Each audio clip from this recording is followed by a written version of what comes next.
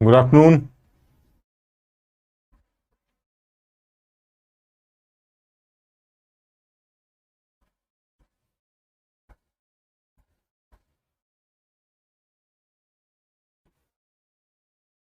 Good afternoon. Good afternoon. हाँ यार, आज एटॉमिक स्ट्रक्चर शुरू करने की सोच रहे हैं, लेकिन थोड़ा सा कुछ चीज़ें जो रह गई हैं वो भी मैं सोच रहा हूँ उसको कंप्लीट करूँ, क्योंकि कहीं ऐसा ना हो एक आध चीज़ें जो छूट जाएं उससे ही सवाल आ जाए हमारे पास। तो मैं कोशिश कर रहा हूँ, जो कल हम लोग डिस्कस कर रहे थे पहले उसको भी वाइंड ऑफ करते हैं। कल हम लोग ने डबल टाइट्रेशन के बारे में बात की थी, तो थोड़ा सा वो डबल टाइट्रेशन वाली बात एक बार कंप्लीट करते हैं। और उसके बाद फिर कुछ हाइड्रोजन पेरोक्साइड की वॉल्यूम स्ट्रेंथ के बारे में बात कर लेंगे। और फिर उसके बाद परसेंटेज लेबलिंग ऑफ वॉल्यूम की बात करेंगे। और कुछ बच्चे पीओएसी के भी बारे में बात कर रहे थे, मैं पीओएसी के बारे में भी एक आइडिया दूंगा तुम्हें। तो ये पूरा चैप्टर फिर कोशिश करके खत्म कर देते हैं। एक क्लास ही एक्स्ट्रा लग रही है तो फिर भी इसको कोई कुछ छोड़ते नहीं है, तो इसको पूरा करने की कोशिश करते हैं। कल जो हम डबल टाइट्रेशन की बात कर रहे थे, मैं उसको जरा दोबारा बात करता हूँ।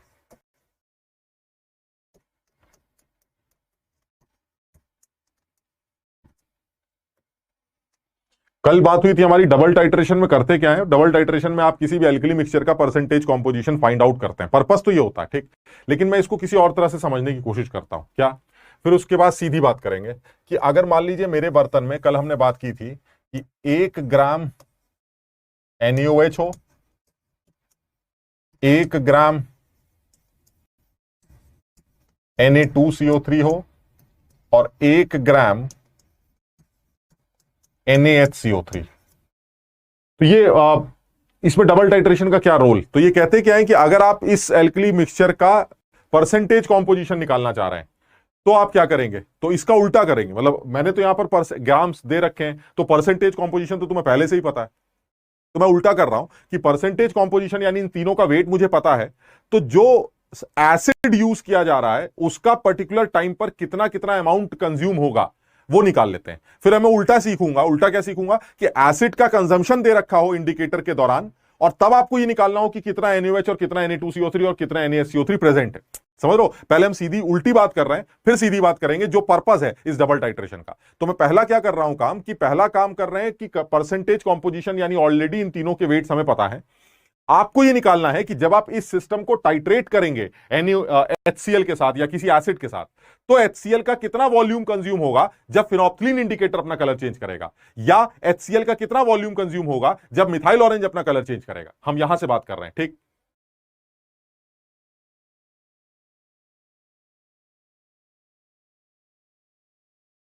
अच्छा, DPP 11 और लेक्चर 11 अपलोड नहीं हुआ है। चलो मैं अभी इसको देख रहा हूं, मैं इसको देख लेता हूं, ठीक। अच्छा, अब इसको जरा सब लोग अब 1 मिनट के लिए चैट बंद करो और एक बार इसको समझने की कोशिश करो जो हमें करना है।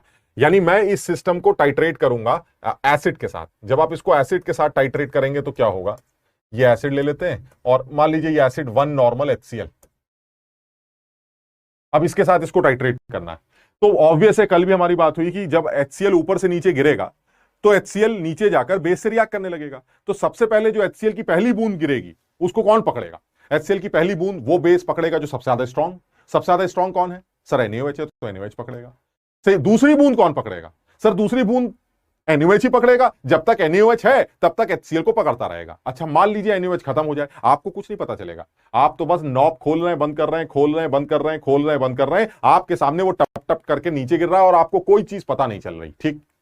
जब NaOH खत्म हो जाएगा तब क्या होगा, जब NaOH खत्म हो जाएगा तो दूसरे नंबर आएगा, दूसरा बेसिक आदमी का नंबर लगेगा। और इन बचे हुए लोगों में जो ज्यादा बेसिक है वो Na2CO3 है, क्योंकि NaHCO3 के पास तो एक एसिडिक हाइड्रोजन भी है, और एसिडिक हाइड्रोजन है तो इसका मतलब इसका बेसिक नेचर उतना नहीं होगा जितना Na2CO3 का होगा। इसका मतलब हुआ जो HCl जब NaOH को खा जाएगा, तब HCl जब फर्दर गिरेगा तो Na2CO3 को खाना स्टार्ट कर देगा, और Na2CO3 को खाएगा तो उसको H देकर NaHCO3 में कन्वर्ट करता चला जाएगा।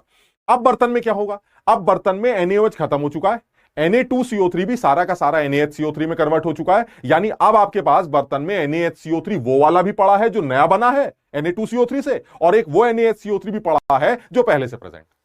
यहां तक क्लियर है, ठीक। लेकिन अब जब HCl गिरेगा तो क्या होगा? अब जब HCl गिरेगा तो NaHCO3 का नंबर लगेगा। वो दोनों NaHCO3 जो बने हुए थे और जो पहले से प्रेजेंट थे, अब वो HCl को खाना शुरू कर देंगे, फिर वो भी खत्म हो जाएंगे, क्योंकि अब सब खेल खत्म। आपको कुछ पता नहीं चल रहा है, मतलब मेरी कहने इस डबल टाइट्रेशन का थोड़ा सा सेंस समझो। मैं नॉब को ऑन कर रहा हूं, बंद कर रहा हूं, लेकिन वो जब अंदर गिर रहा है HCl, तो मुझे सिर्फ अंदर का वॉल्यूम बढ़ता हुआ नजर आ रहा है, क्योंकि HCl अंदर जा रहा है। मुझे ये नहीं पता चल रहा है कि किस स्टेप पर क्या कंप्लीट हो रहा है, क्योंकि मैं डब्बे के अंदर नहीं बैठा हूं। मुझे नहीं दिखाई देता कि NaOH खत्म हो गया, ये खत्म हो गया, वो खत्म हो गया, रिएक्शन कब कंप्लीट हो गई, मुझे कुछ पता नहीं चल रहा है। तो ऐसे में मैं क्या करूंगा?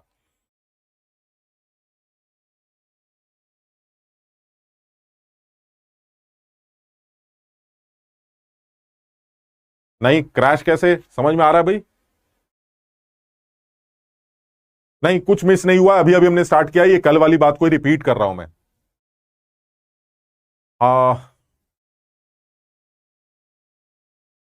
डीपीपी का सोल्यूशन भी तुम लोगों को मिल रहा है, हाँ। और डीपीपी का सोल्यूशन मैं ही देने की कोशिश करूंगा। थोड़ा सा एक दो क्लासेस में हो सकता है ना दे पाऊं, लेकिन कोशिश मैं ही करूंगा कि डीपीपी के सोल्यूशंस भी मैं ही प्रोवाइड करूं, है ना? तो तुम उसकी टेंशन मत लो। और सब लोग अब इस बात का थोड़ा सा ध्यान देने की कोशिश करते हैं। आप आगे क्या करना है, ठीक? तो दिक्कत ये हो रही है कि HCl ऊपर से गिरता जा रहा है। ये IIT के एडवांस लेवल पर पूछे जाने वाले अच्छे सवालों में आता है, और ये IIT का एक इंपॉर्टेंट और बड़ा फेवरेट टॉपिक भी है कि ये डबल टाइट्रेशन पे सवाल बनाया जाए। तो जो वो बना चुका है, जो मैं तुम्हारे सामने दिखा रहा हूं, ये IIT में पूछा गया सवाल है। फिर मैं इसी के उल्टे करना शुरू करूंगा, कुछ अलग अलग सवाल जो पॉसिबल है, वो जो बन सकते हैं, वो भी डिस्कस करते हैं, ठीक? इसको अच्छी तरह से समझते हैं।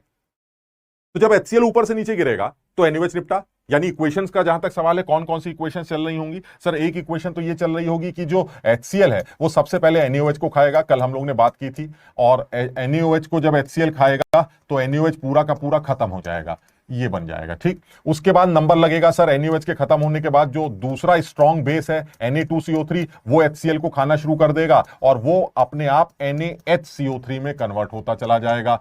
फिर उसके बाद किसका नंबर लगेगा? सर उसके बाद NaSCO3 जो बनाया है या जो पहले से प्रेजेंट है, अब उसके नंबर स्टार्ट हो जाएंगे, क्योंकि और तो कुछ बचा ही नहीं है। तो ये रिएक्शन शुरू हो जाएगी, और अब H2CO3 बनने लगेगा, और साथ में ये NaCl अलग हो जाएगा। सर और जो NaHCO3 पहले से प्रेजेंट है वो भी खाएगा, हाँ वो भी खाएगा, वो भी HCl को कंज्यूम, यानी HCl का जो कंजम्पशन है वो एक तरह से देखा जाए तो इन चार जगहों पर हो रहा है। वो चार जगह कौन कौन सी हैं? एक तो है वो NaOH जो आपने लिया, फिर वो Na2CO3 जो आपने लिया, एक वो NaHCO3 जो बना, और एक वो NaHCO3 जो पहले से कंज्यूम, पहले से पड़ा हुआ है। ये चार जगह ऐसी हैं जहां पर HCl खर्च होने वाला है। यहां तक क्लियर है सबको?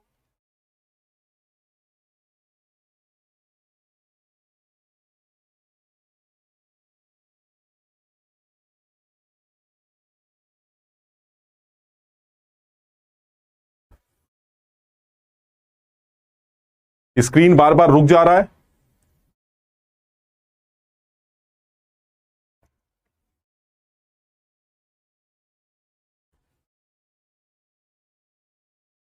मेरी आवाज साफ आ रही है भाई? सब लोगों को सुनाई दे रहा है? क्लियर है?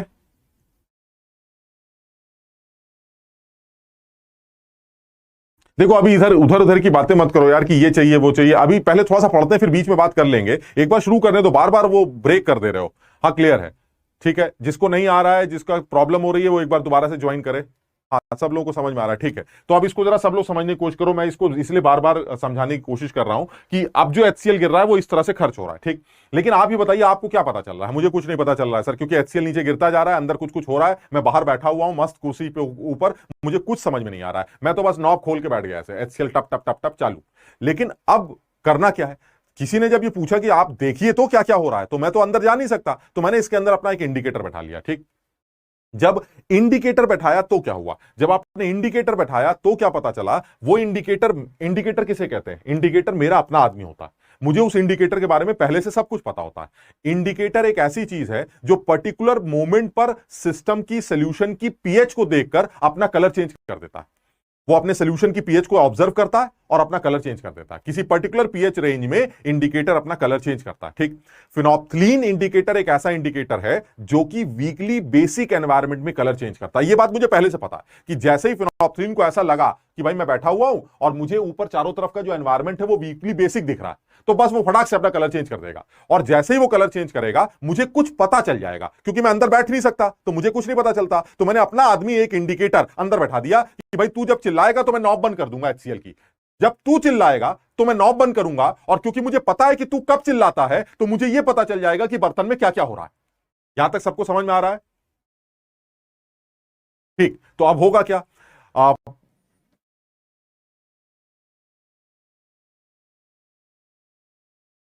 ठीक है, अब हम क्या करने वाले हैं, तो अब मैंने सबसे पहले फिनोप्थलीन इंडिकेटर मान लीजिए यहां पर यूज कर लिया, ये फिनोप्थलीन इंडिकेटर डाल दिया। जब फिनोप्थलीन इंडिकेटर डाला तो फिनोप्थलीन इंडिकेटर के बारे में हमें पता है, फिनोप्थलीन इंडिकेटर चेंजेस कलर इन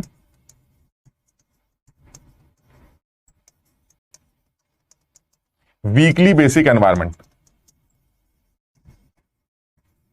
ये मुझे पता है। फिनोप्थलीन वीकली बेसिक एनवायरमेंट में कलर चेंज करता है, ये तुम लोग को भी याद रखना है। ठीक, अच्छा अब क्या होगा, मैंने जब फिनोप्थलीन को अंदर बैठाया उस टाइम पर फिनोप्थलीन क्या बोलेगा? जिस टाइम पर मैंने उसको बैठाया वो कह रहा है क्या कर रहे हो यार, कैसे एनवायरमेंट में मुझे बैठा दिया? मैंने कहा क्यों? कह रहा है NaOH पड़ा हुआ यार। तो मैंने कहा तो क्या हुआ? कह रहा है यार स्ट्रॉन्ग बेसिक एनवायरमेंट है। तो मैंने कहा फिर चुप रहो, और क्या, अगर स्ट्रॉन्ग बेसिक एनवायरमेंट है तो कलर तो चेंज करोगे नहीं, चुपचाप पड़े रहो, वो पड़ा हुआ है। अब मैंने नॉब ऑन की, जब मैंने नॉब ऑन की तो NaOH निपटने लगा, NaOH निपटता जा रहा है, तो जो स्ट्रॉन्ग बेसिक एनवायरमेंट है अब वो धीरे धीरे धीरे बेसिक एनवायरमेंट कम होता जा रहा है, बिकॉज NaOH को HCl खाता जा रहा है। धीरे धीरे धीरे धीरे जब NaOH खत्म हो जाएगा तब क्या होगा? जब NaOH खत्म हो जाएगा यानी फर्स्ट रिएक्शन कंप्लीट हो चुकी है। सब लोग सोच के बताओ जरा, फर्स्ट रिएक्शन कंप्लीट होने के बाद क्या कलर चेंज आएगा? क्या फर्स्ट रिएक्शन तक कलर चेंज होगा? नहीं होगा। क्यों? क्योंकि सर जब तक NaOH प्रेजेंट है तब तक तो माहौल तगड़ा बेसिक होगा, और तगड़े बेसिक में फिनोप्थलीन कलर चेंज नहीं करता। तो मैंने कहा ठीक है, फर्स्ट रिएक्शन कंप्लीट हो गई, अभी भी कलर चेंज, मुझे कुछ नहीं पता अभी। ठीक, फिर मैंने HCl अभी खोल रखा है, फिर टप टप टप। अब जब दोबारा टप टप शुरू हुई तो Na2CO3 का नंबर शुरू हो गया HCl के साथ रिएक्शन करने में, यानी जब Na2CO3 का नंबर स्टार्ट हो गया तो NaSCO3 बनने लगा। जैसे ही NaSCO3 डब्बे में बन चुका था, यानी सारा का सारा NaOH खत्म हो चुका था और सारा का सारा Na2CO3 जब NaSCO3 में कन्वर्ट हो चुका था, तो अब बर्तन में सिर्फ क्या पड़ा है? अब बर्तन में सिर्फ NaHCO3 पड़ा है, और NaHCO3 weekly base environment create करता है, और इस वीकली बेसिक एनवायरनमेंट के क्रिएट होते ही फिनोप्थलीन अपना रंग बदल देता है। वो अंदर से चिल्लाने लगता है, अरे भाई बंद करो बंद करो, HCl को बंद करो, HCl को बंद करो। जैसे ही वो बोलता है HCl को बंद करो, मैं HCl बंद कर देता हूं, नॉब बंद कर देता हूं। अब क्योंकि मुझे पता है मेरा दोस्त चिल्ला रहा है, और मुझे यह भी पता है कि वो कब चिल्लाता है, वो चिल्लाता है वीकली बेसिक एनवायरनमेंट में। मैंने रिएक्शंस लिख रखी थी, मुझे पता है वीकली बेसिक एनवायरनमेंट कब क्रिएट होता है। वीकली बेसिक एनवायरनमेंट क्रिएट होता है जब सारा NaOH खत्म हो जाता है और सारा Na2CO3 NaHCO3 में कन्वर्ट हो जाता है। इसका मतलब यह हुआ जब तक ये दो रिएक्शन कंप्लीट नहीं होंगी मेरा दोस्त नहीं चिल्लाएगा। ये क्लियर? और जब मेरा दोस्त चिल्लाएगा तो ये दोनों रिएक्शन कंप्लीट हो चुकी होंगी। तुम सोचो मेरे दोस्त ने कितना काम कर दिया मेरा। मुझे अंदर बैठ के पता नहीं चल सकता था, मैं बाहर से कुछ पता नहीं कर पा रहा हूं, लेकिन कम से कम उसके चिल्लाने से ये तो पता चल गया ना कि रिएक्शन में क्या क्या हो चुका है। रिएक्शन में NaOH निपट चुका है और रिएक्शन में Na2CO3 सारा का सारा NaSCO3 में कन्वर्ट हो चुका है। यह है फिनोप्थलीन इंडिकेटर का काम। यानी फिनोप्थलीन तब कलर चेंज करेगा जब बर्तन में NaOH और Na2CO3 नहीं होंगे। Na2CO3 जब सारा NaSCO3 में कन्वर्ट हो जाएगा तब फिनोप्थलीन अपना कलर चेंज करेगा। यहां तक क्लियर है सबको? नहीं, NaOH एंड नहीं होगा यार। NaOH के जब एंड हो जाएगा तो मुझे कुछ नहीं पता चलेगा, बिकॉज NaOH के एंड होते के बाद भी एनवायरमेंट उतना वीकली बेसिक एनवायरमेंट नहीं होगा। वीकली बेसिक एनवायरमेंट तब होगा जब Na2CO3 भी NaSCO3 में कन्वर्ट हो जाएगा। यानी only if the container contains only bicarbonate ions और only sodium bicarbonate, then only phenolphthalein changes colour. Phenolphthalein सिर्फ तब कलर चेंज करेगा जब आपका सारा का सारा बाइकार्बोनेट ही बचा हो, यानी फर्स्ट रिएक्शन कंप्लीट हो चुकी हो, सेकंड रिएक्शन कंप्लीट हो चुकी हो, और उसके बाद वो रंग बदल देगा। यानी यहां पर अगर फिनोप्थलीन चिल्लाया तो जिस टाइम पर आप नॉब बंद करेंगे, बहुत अकल लगा के जवाब देना, जिस टाइम पर आप नॉब बंद करेंगे उस टाइम पर NaOH खत्म, Na2CO3 खत्म, और किसमें कन्वर्ट हो चुका है Na2CO3? NaSCO3। ये देखिए, यानी अगर मैं NaOH के एन फैक्टर की बात करूं, इसमें तो कुछ सोचना ही नहीं है, इसका एन फैक्टर 1, और कल भी मेरी बात हुई थी Na2CO3 का एन फैक्टर भी 1 ही होगा। क्यों 1 होगा? क्योंकि Na2CO3 एक बेस की तरह बिहेव कर रहा है, क्योंकि HCl से रिएक्ट कर रहा है, और ये एक H ले रहा है, इसलिए इसका एन फैक्टर 1 कंसीडर किया जाएगा। किताबों में इसका एन फैक्टर 2 दिया जाता है, वो गलत दिया जाता है। Na2CO3 बेस की तरह बिहेव कर रहा है, और बेस की तरह बिहेव करने वाले का एन फैक्टर या तो OH देकर निकाला जाता है या H लेकर निकाला जाता है? Na2CO3 is accepting 1H, so ultimately the end factor of Na2CO3 in this reaction should be 1. यहां तक ठीक है? अच्छा, आप सोच के जवाब दो, सोचना एक बार अपने आप कि सर जिस टाइम पर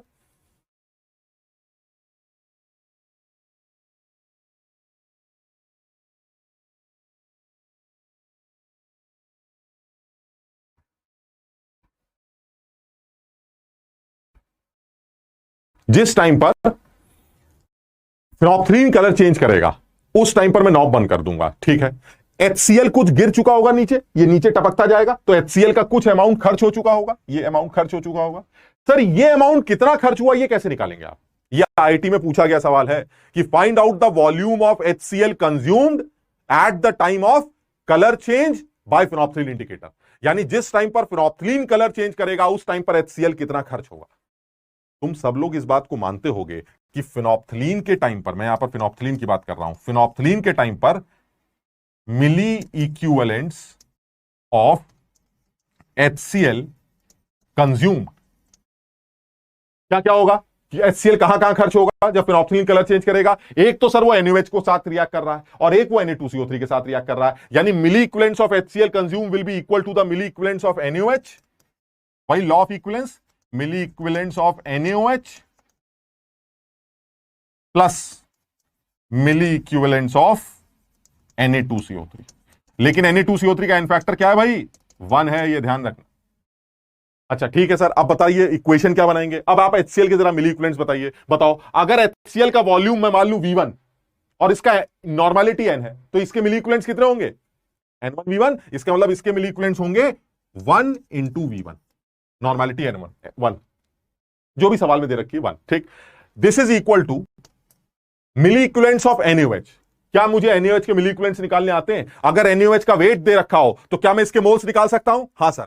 क्या इसका इनफैक्टर पता है? हां सर। तो फिर क्या इसके इक्विवेलेंट्स निकाल सकता हूं? हां सर। खत्म हो गया। यानी मैंने NaOH के मिली इक्विवेलेंट्स निकाले 1/40, ये तो मोल हो गए, इंटू एन फैक्टर, ये इक्विवेलेंट्स हो गए, इंटू 1000 ये मिली इक्विवेलेंट्स हो गए, plus milli equivalents of Na2CO3 कैसे निकालूंगा? सबसे पहले उसके मोल्स निकालूंगा 1/106 इंटू एन फैक्टर इंटू 1000।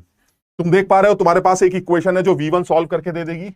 यहां से आप V1 निकालिए, लगभग 35 ml आएगा, ऐसी अंदाजा रफली 50। यानी इसको मैं 25 मान लेता हूं, ये 25 हो गया, और इसको मैं ऐसे ही कुछ 10 मान लेता हूं। 106 को 100 मान लिया अगर, तो ये लगभग 10, यानी ये 10 हो गया। इसके मिली इक्विवेलेंट 10 ले लेते हैं, इसके 25 हैं, इसके मिली इक्विवेलेंट्स ऐसे ही ले लेते हैं कुछ 10 के आसपास, और इसके भी निकालोगे तो इसके कुछ 12 मान लेते हैं। अभी दिखाते हैं कैसे, ठीक?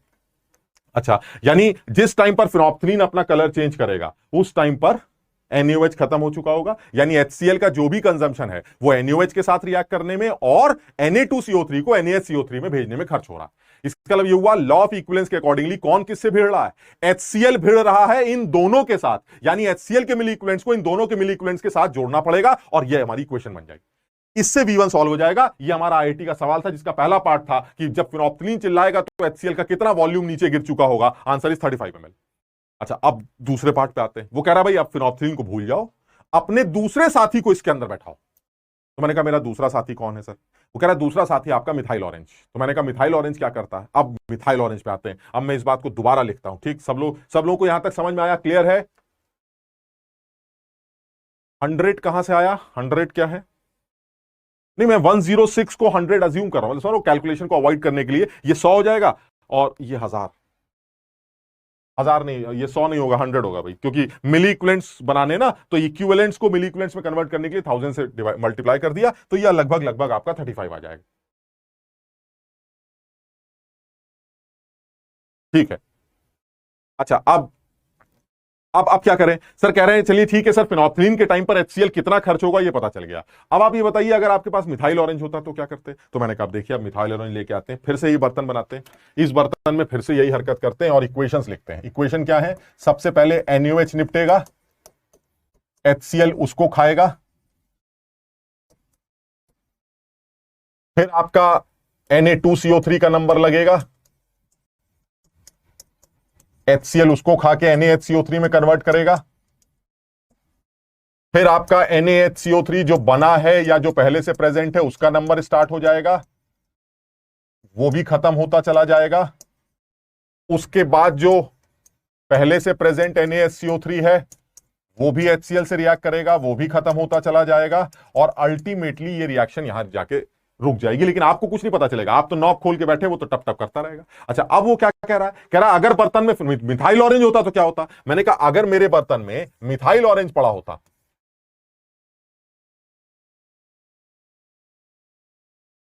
तो मैं मिथाइल ऑरेंज के बारे में एक चीज ये जानता हूं, इट चेंजेस कलर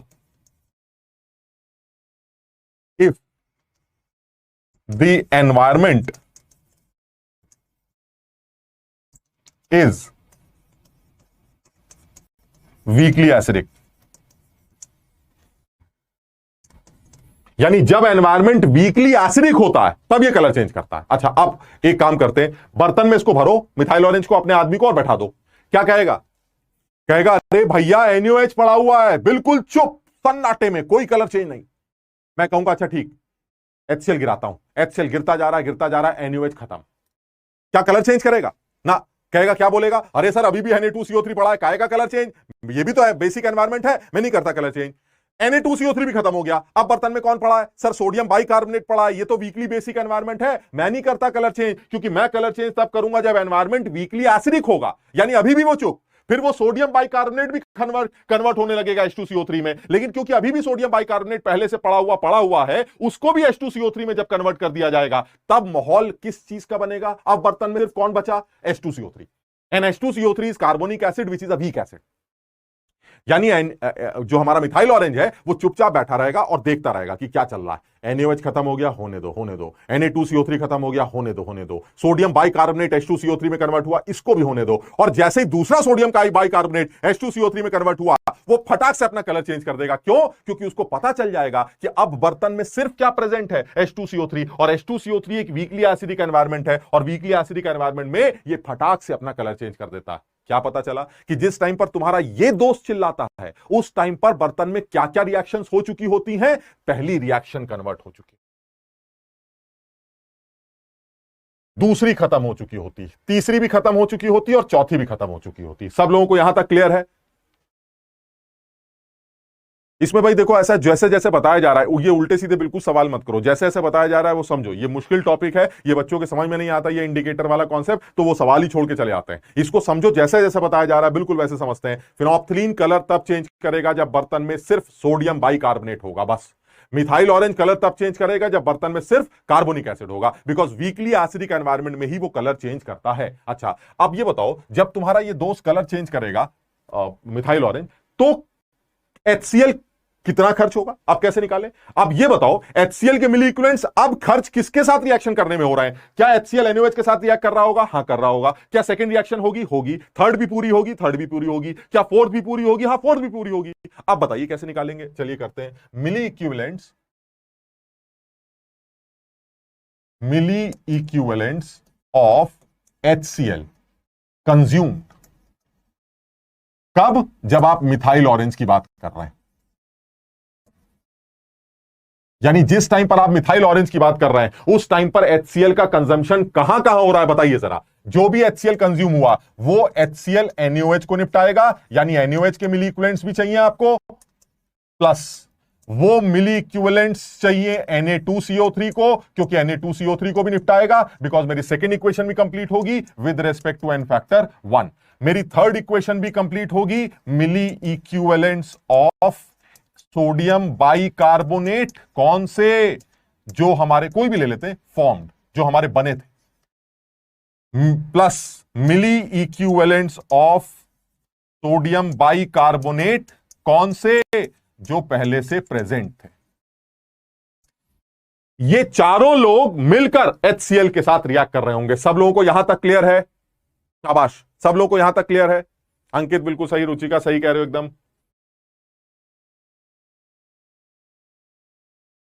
थर्ड और फोर्थ रिएक्शन बेटा सेम है, मैं कितनी बार बताऊं। थर्ड और फोर्थ रिएक्शन में ये जो सोडियम बाइकार्बोनेट है ये बना हुआ है, और ये जो सोडियम का बाइकार्बोनेट है वो पहले से प्रेजेंट था इसके अंदर, है तो वो सेम ही रिएक्शन यार। जब एक ही आदमी रिएक्ट कर रहा है तो रिएक्शन तो सेम ही होगी, लेकिन वो कंजम्पशन HCl का कहां कहां हो रहा है ये दिखाना चाह रहा हूं। एक NaOH को निपटाया, एक Na2CO3 को NaSCO3 में निपटाया, तीसरा NaSCO3 जो बना उसको निपटाया H2CO3 में, और एक NaSCO3 जो पहले से प्रेजेंट है उसको निपटाया H2CO3 में। जब बर्तन में सिर्फ H2CO3 बनेगा, बचेगा सिर्फ, तब वीकली बेसिक एनवायरनमेंट आएगा और मिथाइल ऑरेंज अपना कलर चेंज कर देगा। और जिस टाइम पर मेरा दोस्त चिल्लाएगा मैं समझ जाऊंगा वो हमेशा वीकली बेसिक एनवायरनमेंट में कलर चेंज करता है, इसका मतलब है बर्तन में H2CO3 बन चुका है। मैं फौरन नॉब बंद कर दूंगा और मैं समझ जाऊंगा कि भाई साहब इस टाइम HCl का जितना भी कंजम्पशन हुआ है वो इन चारों रिएक्शंस के कंप्लीट होने से निकाला जाएगा, यानी milli equivalents of NaOH, milli equivalents of Na2CO3, bicarbonate and NaSCO3। बताओ NaOH के मिली इक्विवेलेंट्स कितने लिए हमने? 25।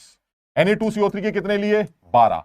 NaHCO3 जो पहले से बना हुआ है, जो अब बना है, उसके मिली इक्विवेलेंट्स कितने होंगे? जो यहां से बना है वो भी 12, क्योंकि लॉ ऑफ इक्विवेलेंस कहता है कि जितने मेरे इक्विवेलेंट्स होंगे उतने ही मुझसे बने बाइकार्बोनेट के भी मिली इक्विवेलेंट्स होंगे। तो अगर मेरे 12 आपने माने हैं तो फिर NaHCO3 के भी 12 ही मिली इक्विवेलेंट्स होंगे। अच्छा, अब जो NaSCO3 पहले से प्रेजेंट है उसके मिली इक्विवेलेंट्स कैसे निकालोगे? उसके मिली इक्विवेलेंट्स ऐसे निकालेंगे, देखिए आप, जैसे आपने अभी निकाला, उसका वेट तो दे रखा है 1 ग्राम। अगर इसका वेट 1 ग्राम है तो इसके मोल्स कितने आएंगे? 1/84, molecular weight is 84 into 1000 into n factor, and n factor is 1। क्यों? क्योंकि ये H2HCl से रिएक्ट करके एक और H ले रहा है, ये भी तो बेस है, ये एक और H ले रहा है तभी तो H2 बन रहा है। इसका मतलब हुआ इसका n फैक्टर भी क्या है? 1। तो दिस मल्टीप्लाइड बाय 1000। इसको मैंने रफली 12 बोला है, ऐसे मतलब 100 रुपए, ताकि झंझट ना हो कुछ, ठीक? तुम एग्जैक्ट कैलकुलेट करोगे तुम्हें पता चल जाएगा। रफली इसको 12 बोल देते हैं, तो this is almost 12। So milli equivalents of bicarbonate 12, milli equivalents of Na2CO3 10 and NaOH is 25। ये मिली इक्विवेलेंट्स निकालने आते हैं ना, जब वेट दे रखा होता है तो मिली इक्विवेलेंट्स कैसे निकलते हैं? वेट को मोल्स में कन्वर्ट कर लिया और मोल्स को n फैक्टर से मल्टीप्लाई कर दिया, तो ये मेरे तीनों मिली इक्विवेलेंट्स क्लियर, ठीक? यानी ये आ गया आपका 25 जो NaOH वाला है, कहां गया? जो NaOH वाला है वो 25 हो गया, जो Na2CO3 वाला है वो 12 हो गया, Na2CO3 से जो NaSCO3 बना उसके भी 12 हो गए, लॉ ऑफ इक्विवेलेंस, और जो पहले से NaSCO3 प्रेजेंट है उसके हो गए आपके, कहां गया? उसके 10 थे क्या यार? इसके 10 लिए थे ना हमने जो पहले से प्रेजेंट था, या 12 था? वो कितना वेट था उसका भी? इसके 10 थे यार, इसको सही करो भाई। ये 10 वाला है, 12 वाला तो तीसरा वाला है। इसके अलावा हुआ this will be 10 milli equivalents of Na2CO3, this is also 10 and this will be 12। एक बार सब लोग इसको समझे जरा, ये इंपॉर्टेंट है, तुम समझना, ये जेई में पूछा गया सवाल है इसलिए इंपॉर्टेंट है। हम इसके और छोटे छोटे टुकड़े करके देख लेंगे, लेकिन तुम सब लोग इसको समझने की कोशिश करो। दिस इज 25 NaOH के, इतना HCl तो कंज्यूम होगा ही होगा, ये 10 है, इतना भी HCl कंज्यूम होगा, ये 10 वो जो Na2CO3 से बना वो भी 10 ही होगा, लॉ ऑफ इक्विवेलेंस, और जो पहले से NaSCO3 है वो 12। यानी अल्टीमेटली इतने मिली इक्विवेलेंट्स खर्च होंगे HCl के, और HCl के मिली इक्विवेलेंट्स कैसे निकलेंगे? 1 normality, volume is V2 is equal to 25 plus Na2CO3 के प्लस उससे बने NaHCO3 के प्लस पहले से present, and this is equal to 57 ml। ये हमारे 57 आ रहा है, तो अगर वॉल्यूम निकालेंगे तो वॉल्यूम कितना आ जाएगा? 57 ml। सब लोग समझने की कोशिश करें भाई, 59 आ रहा है। 59 उन लोगों का आएगा जो 12 को डबल करेंगे। मुझे पता है बहुत सारे लोग 12 को डबल करेंगे। 12 को डबल नहीं, 10 को डबल करना है, क्योंकि इसके 10 हैं, इसके 10 है तो इससे बने हुए के भी 10 होंगे। यानी ये 10, ये 25, ये 10 और ये वाला 10 जो उससे बना, और ये 12, यानी 25 10 10 12 एंड 25 10 10 12 इज 57। और since the normality of HCl is 1 and the milli equivalents are 57, so volume will be 57 ml। यानी जिस टाइम पर फिनोप्थलीन अपना कलर चेंज करेगा उस टाइम पर HCl का वॉल्यूम 35 ml गिर जाएगा। और अगर आपने शुरू से मिथाइल ऑरेंज ले रखा है तो उसका वॉल्यूम कितना गिर जाएगा? 57 ml गिर जाएगा। सब लोग समझने की कोशिश करो। सब लोगों को ये बात समझ में आई भाई? इफ्तिखार अंसारी, शाबाश, शुभम के भी समझ में आया।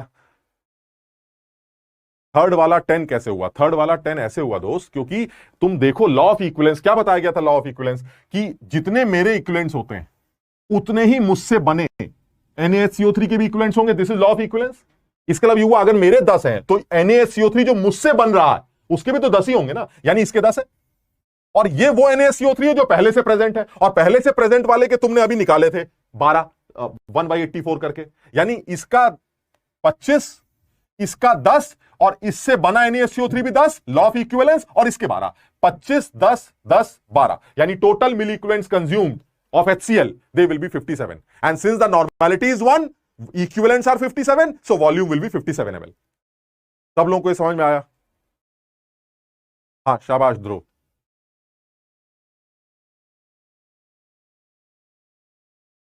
शाबाश।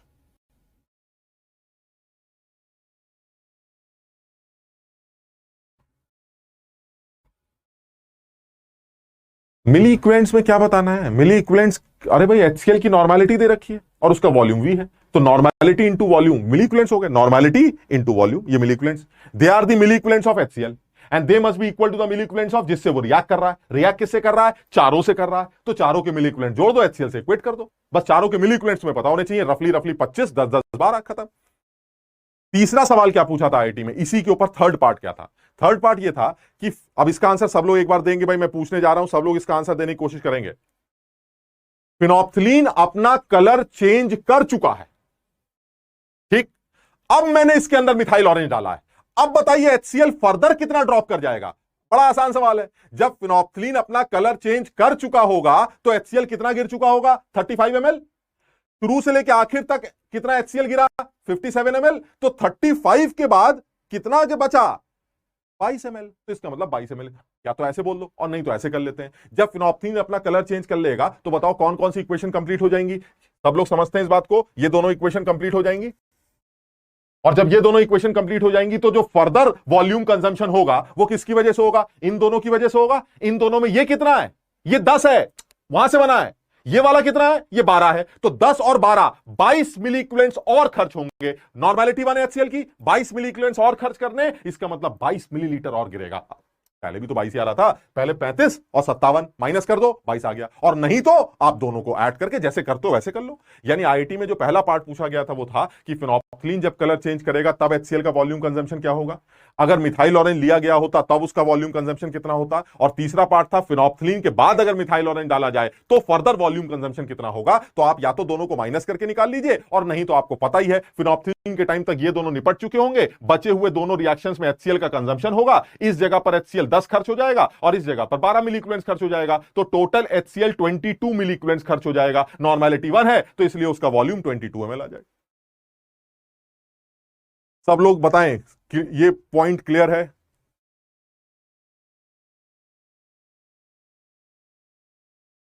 सुकून की बातें हो रही हैं, वाह।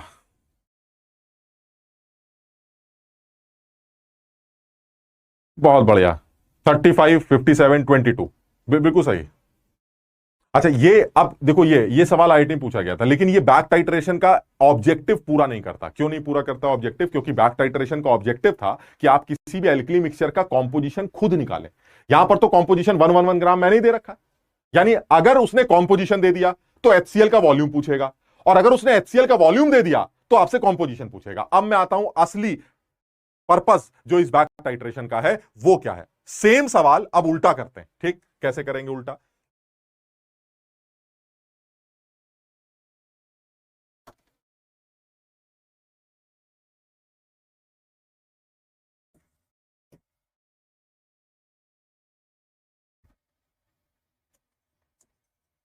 Three gram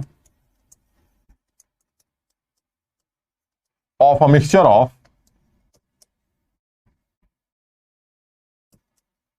NaSCO3, Na2CO3 and NaOH is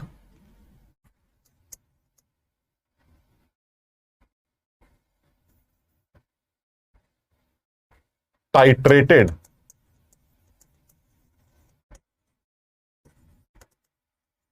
against one normal HCl. ठीक, if volume consumed of HCl during phenolphthalein indicator is 35 ml and during methyl orange indicator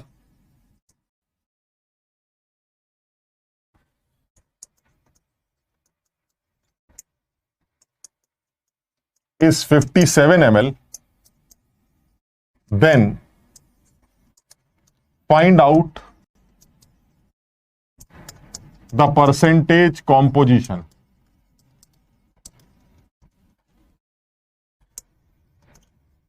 of this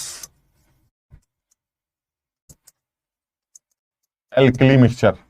यह है पर्पस बैक टाइट्रेशन का, यह purpose है इसका, समझो क्या purpose है। ये पर्पस ये है कि अब आपको बर्तन दिया गया है, मतलब अब मैं सवाल अब एक्चुअल सवाल पे आता हूं। जो आईटी ने पूछा था वो तो उसने उल्टा पूछा था। अब आते हैं इस बैक टाइट्रेशन का पर्पस क्या है कि सर एक बर्तन लीजिए और उसमें NaOH भर लिए, Na2CO3 लीजिए और NaSCO3 का सोल्यूशन ले लीजिए, ये तीनों सोल्यूशन बना लीजिए आप, और फिर इसको आप इसको टाइट्रेट करिए HCl के साथ। ये है ठीक। अच्छा, अब जब आपने मिथाइल ऑरेंज फिनोप्थलीन भरा तो HCl का कंजम्पशन आया 35 ml, और जब आपने मिथाइल ऑरेंज भरा तो HCl का कंजम्पशन आया 57 ml। अब बताइए तीनों लोगों का वेट क्या है? उल्टा सवाल। ये है actually back titration, double titration. इसका ये सिग्निफिकेंस समझो।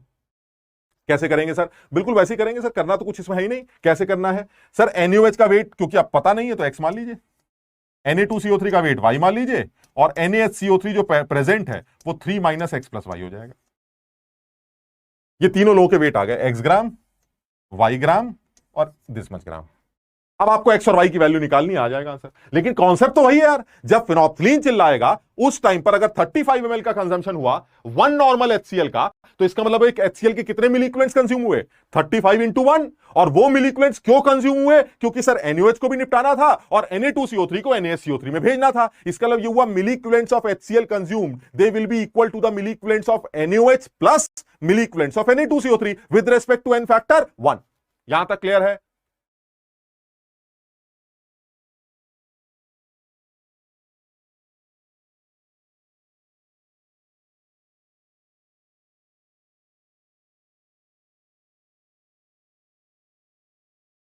अरे समझो भाई, ये समझ में तो आ रहा है ना? इसको इसको नोट करो इसको, ठीक। अच्छा, आप करें कैसे? जब आप 35 ml कंज्यूम करेंगे फिनोप्थलीन इंडिकेटर के टाइम पर, तो आप इक्वेशन कैसे लिखेंगे? यानी फिनोप्थलीन के लिए जैसे अभी इक्वेशन लिखी थी, मिली इक्विवेलेंट्स ऑफ HCl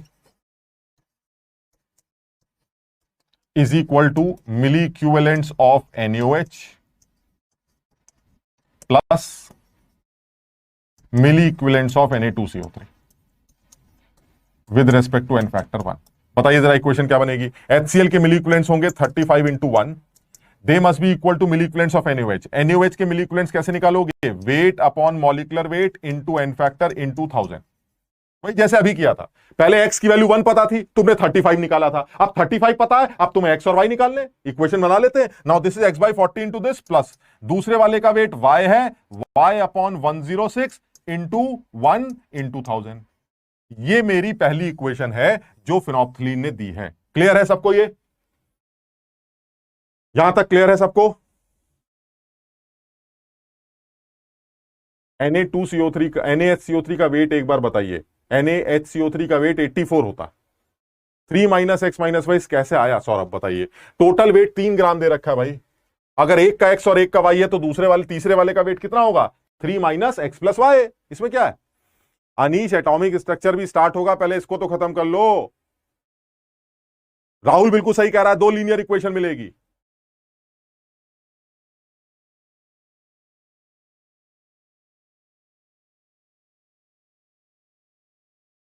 शाबाश, ठीक। अच्छा, अब और आगे बढ़ते हैं। जिस टाइम पर मिथाइल ऑरेंज अपना कलर चेंज करेगा उस टाइम पर कंजम्पशन कितना हो रहा है? 57 ml हो रहा है। अब जिस टाइम पर मिथाइल ऑरेंज अपना कलर चेंज कर रहा है और कंजम्पशन 57 हो रहा है, तब क्या इक्वेशन बनेगी? तब ये इक्वेशन बनेगी। मिथाइल ऑरेंज के केस में इक्वेशन क्या बनाएंगे? मिली इक्विवेलेंट्स ऑफ HCl कितने? 57 × 1 इज इक्वल टू NaOH खर्च हो रहा है, हाँ हो रहा है। कितने मिली इक्विवेलेंट्स हो रहा है? सर इतने मिली इक्विवेलेंट्स हो रहा है, प्लस क्या Na2CO3 खर्च होगा? हाँ सर Na2CO3 भी खर्च होगा। कितना खर्च होगा? सर इतना खर्च होगा। क्या इससे बना NaHCO3 भी खर्च होगा? हाँ, वो लेकिन कितना होगा? वो इतना ही तो होगा जितना ये है, समझो। प्लस जो नया वाला है वो कितना होगा? 3 - X + Y अपॉन 84 इंटू 1000। ये समझिए, ये आपकी जो इक्वेशन बन रही है, ये मिथाइल ऑरेंज वाली इक्वेशन।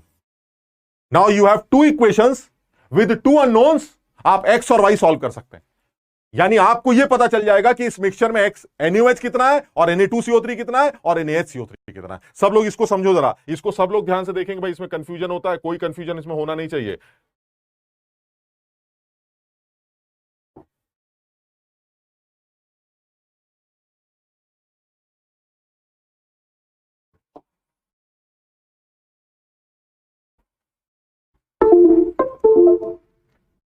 इसमें कोई कंफ्यूजन नहीं होना चाहिए, इसको समझने की कोशिश करो।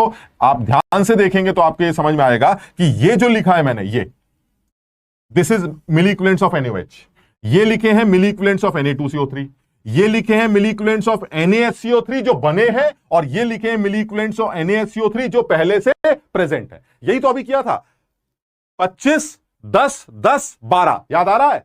25 10 10 12, यही तो कर रहे थे। लेकिन तब क्योंकि एक्स वाई की वैल्यू पता थी, इसलिए मैंने उल्टा सवाल किया था। एक्स वाई की वैल्यू पता है, 57 निकाला गया था। आज 57 दिया है और आपको एक्स वाई की वैल्यू निकालनी है। बैक डबल टाइट्रेशन का पर्पस लेकिन यही था कि आपको HCl का वॉल्यूम पता चलता जाएगा, आप उस एल्कली मिक्सचर की परसेंटेज कॉम्पोजिशन निकालिए। This is the purpose of double titration. सब लोग एक बार इत्मीनान से इसको समझने की कोशिश करें, बिल्कुल आराम से समझने की कोशिश करें। इसमें बिल्कुल 3 माइनस क्यों किया सर, 3 माइनस क्यों किया? अरे यार भाई, NaHCO3 का वेट कैसे निकालोगे? अगर एक का एक्स है, एक का वाई और टोटल 3 है, तो तीसरे का वेट क्या होगा? 3 में से एक्स और वाई को घटाना पड़ेगा ना, तो तीसरे का वेट आ गया। यानी this is the weight of NaHCO3। NaHCO3 के वेट को उसके मॉलिक्यूलर वेट से डिवाइड किया, मोल्स आ गए, 1000 से मल्टीप्लाई किया, मिलीमोल्स आ गए, और n फैक्टर से मल्टीप्लाई किया। n फैक्टर इसका 1 होता है क्योंकि NaHCO3 एक H एक्सेप्ट कर रहा है। इसका मतलब ये हुआ this will be the milli equivalents of NaHCO3 पहले से present, they will be the milli equivalents of NaHCO3 जो बने हैं, they will be the milli equivalents of Na2CO3 जो लिए थे हमने, and they will be the milli equivalents of NaOH। So ultimately methyl orange सबको कंज्यूम करेगा, phenolphthalein सिर्फ 2 रिएक्शन के बाद अपना कलर चेंज कर देगा। इसको समझो सब लोग। मिली इक्विवेलेंट्स और इक्विवेलेंट्स में डिफरेंस क्या होता है बताइए? मिली लीटर और लीटर में जो डिफरेंस होता है वही इसमें डिफरेंस होता है। 1000 का फर्क होगा ना। मिली इक्विवेलेंट्स जो होंगे वो इक्विवेलेंट्स को 1000 से मल्टीप्लाई करके निकाले जाते हैं। हाँ, थर्ड वाले का वेट 84 होगा, आप निकाल के देखिए वो 84 आएगा।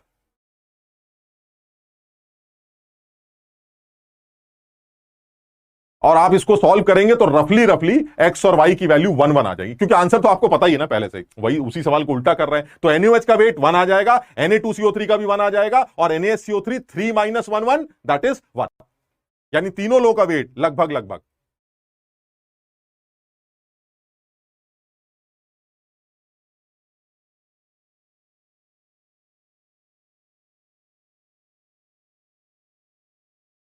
क्लियर, शाबाश।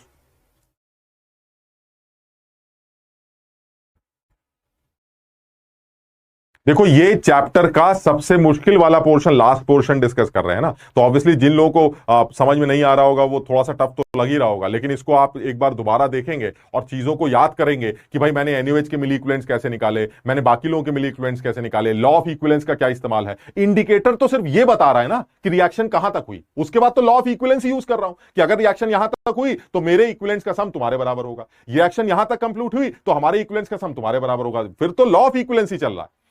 आपको सिर्फ इतना बताना है इस डबल टाइट्रेशन में कि मिथाइल ऑरेंज कलर कब चेंज करता है और फिनोल्फथलीन कलर कब चेंज करता है, ताकि आप लॉ ऑफ इक्विवेलेंस को यूज करके क्वांटिटेटिव एनालिसिस कर पाए। यही हमारा पर्पस है इसके अंदर।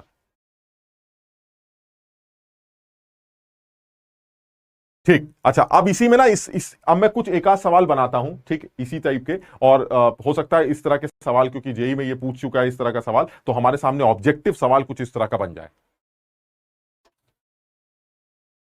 मैं एक बर्तन लेने जा रहा हूं और इस बर्तन में बहुत सीधी सीधी बात कर रहा हूं, 1 ग्राम NaOH है,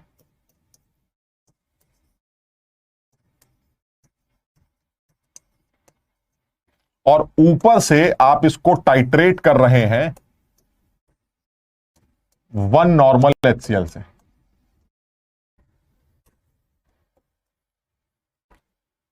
पहला आंसर देना है वॉल्यूम ऑफ HCl कंज्यूम्ड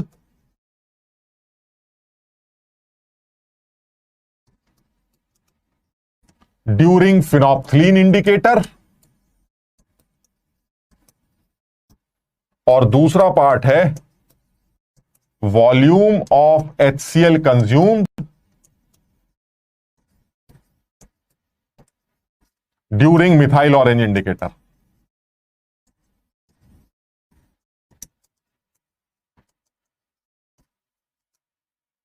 देखते कौन, और बिल्कुल फटाक से बता सकते हो तुम अगर तुम्हें बात समझ में आई।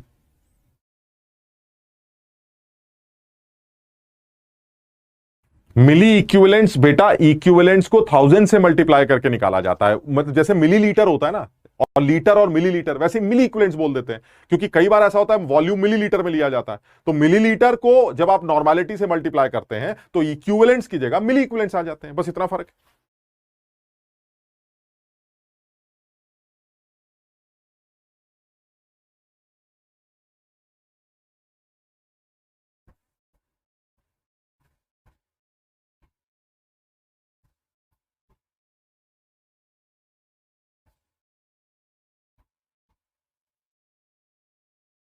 बहुत सारे बच्चे आंसर बता रहे हैं, और देखो बिल्कुल वही वाला सवाल है सेम। इन सब के मैंने जानबूझ के गंदी कैलकुलेशन नहीं रखी है ताकि तुम सिर्फ कॉन्सेप्ट पे ध्यान लगाओ।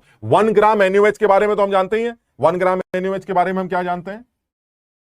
1 ग्राम NaOH के बारे में हम ये जानते हैं कि इसके जो मिली इक्विवेलेंट्स होंगे, क्योंकि वॉल्यूम मुझे मिलीलीटर में निकालना होगा, तो जो इसके मिलीलीटर होंगे, मिली इक्विवेलेंट्स होंगे, वो 1/40 ये हो गए मोल इंटू 1000, ये हो गए मिली मोल्स इंटू एन फैक्टर, ये हो गए मिली इक्विवेलेंट्स। और ये अभी हमने निकाले भी थे, ये 25 आ रहा था, याद है? ये 25 था।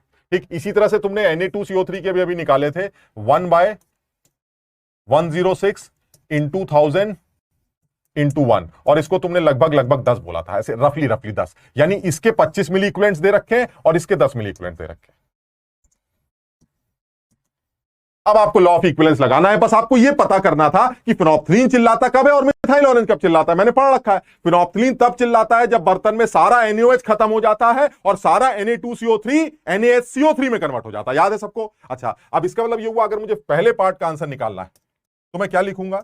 मिली equivalents of HCl is equal to milli equivalents of NaOH plus milli equivalents of Na2CO3 with respect to N factor 1। अच्छा, NaOH के मिली इक्विवेलेंट्स कितने हैं? 25, और Na2CO3 के कितने हैं? 10, and they will be equal to 1 into V, तो V1 is equal to 35। पहले पार्ट का आंसर आ गया। अब आते हैं दूसरे पार्ट पे। दूसरे पार्ट का आंसर क्या आएगा? अरे सर, जब मिथाइल ऑरेंज डालेंगे तो रिएक्शन कौन सी होगी? भाई पहली रिएक्शन कंप्लीट हो चुकी है, दूसरी कंप्लीट हो चुकी है। अब मिथाइल ऑरेंज कलर कब चेंज करेगा? जब पहली खत्म हो जाएगी, जब दूसरी खत्म हो जाएगी, और दूसरे से बना बाइकार्बोनेट भी खत्म हो जाएगा। बताओ समझे कि नहीं बात को? इस बार पहले से प्रेजेंट बाइकार्बोनेट नहीं है, यानी वो 12 वाला टर्म नहीं आएगा। समझ रहे हो सब लोग? यानी 25 ये खर्च, 10 ये खर्च, और 10 इससे बना बाइकार्बोनेट खर्च, यानी सेकंड पार्ट का आंसर आ जाएगा 1 into V2 is equal to 25, 10 और इससे बना 10, and that is 45 ml। So answer will be 45 and 35। नहीं, कुछ बच्चे, मैं समझ रहा था कंफ्यूजन होगा, कुछ बच्चे मिथाइल ऑरेंज के लिए कह रहे हैं 0 ml। अरे ऐसे कैसे? मिथाइल ऑरेंज कब कलर चेंज करेगा? जब वीकली एसिडिक एनवायरनमेंट होगा। वीकली एसिडिक एनवायरनमेंट कब बनेगा? जब NaOH खत्म, Na2CO3 खत्म, Na2CO3 से बना NaHCO3 जब H2CO3 में कन्वर्ट होगा तो कलर चेंज होगा। क्लियर है ये वाली बात? शाबाश, बहुत सारे बच्चे कर रहे हैं इस बात, बहुत बढ़िया। इसको समझने की कोशिश करो, बहुत सीधा सा कहानी। हमसे हो सकता है जेई के मेंस के पेपर में या एडवांस का एक छोटा ऑब्जेक्टिव इस तरह से बना के दे दे कि भाई ऐसा, और थोड़ा सा गंदा कर देते ना यार। गंदा कैसे करोगे? 1 ग्राम की जगह 0.2 ग्राम, 0.98 ग्राम, सिर्फ कैलकुलेशन इन्वॉल्व होगी, मिली इक्विवेलेंट्स की वैल्यूज बदल जाएंगी, लेकिन कॉन्सेप्ट वही रहेगा। अच्छा, इस चीज का भी ध्यान देना, नॉर्मेलिटी हमेशा HCl की 1 होगी ये जरूरी नहीं है। वो सवाल में अगर इसको 0.5 दे देता तो यहां फिर 0.5 इंटू V1 लिखते। मेरी बात सब लोग समझ रहे हैं ना मैं क्या कह रहा हूं? मैंने 1 दिया है इसलिए N1V1 लिख रहा हूं, 1 इंटू V। भाई इक्विवेलेंट्स क्या होते हैं? नॉर्मेलिटी इंटू वॉल्यूम, तो नॉर्मेलिटी 1 है तो 1 लिख दूंगा, 0.5 है तो 0.5 लिख दूंगा, उससे वॉल्यूम की वैल्यू डबल हो जाएगी। जो भी कैलकुलेट करना है तुम अपने हिसाब से करना, अकल लगा के, इतना थोड़ा ना समझाया जाता। इसको सिर्फ समझने की कोशिश करो क्या चल रहा है।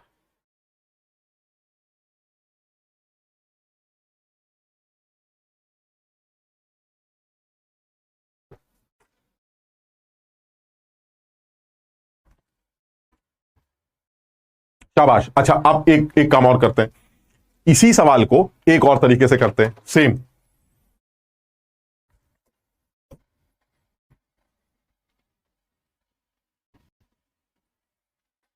इस बार फिर एक बर्तन लेते हैं,